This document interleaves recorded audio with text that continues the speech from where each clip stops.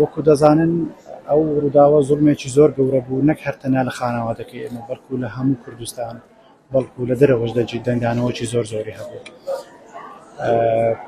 بەداخەوە ئەوە دوا شتە کە ئێمە توانیمان وەکو عائیلە لە بۆ ئەو شەهیدانەمان بکەین بەڕێخستنی سلەی ماتمیان لەو ڕۆژە.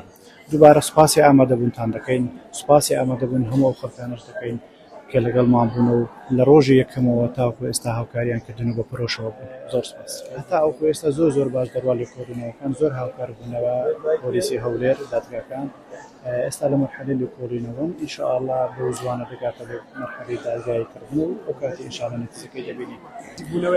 ئەمە دەرگای شتیوامان نەکردیتەوە و هەتاوەکو ئێستاش خێزانی وان بە مەسئول نایانزانین هەمویان وەکو مەسئول بن لەسەر لە پشت ئەو بابەتەوە، لەوانەیە شتێکی شەخسی بی. ئەگەر با بڵێین بنچینەیەکی خێزانی هەبی ئەو تونڕەوەی ئەو کابرایە، بەڵام ناتوانین وەکو سەبەب ئەوانە بە سەبەب کار بزانن و لەگەر هیچ کەسێکیش دەرگامان کراوە نیە بۆ دانیشتن لەسەر ئەو شتانە.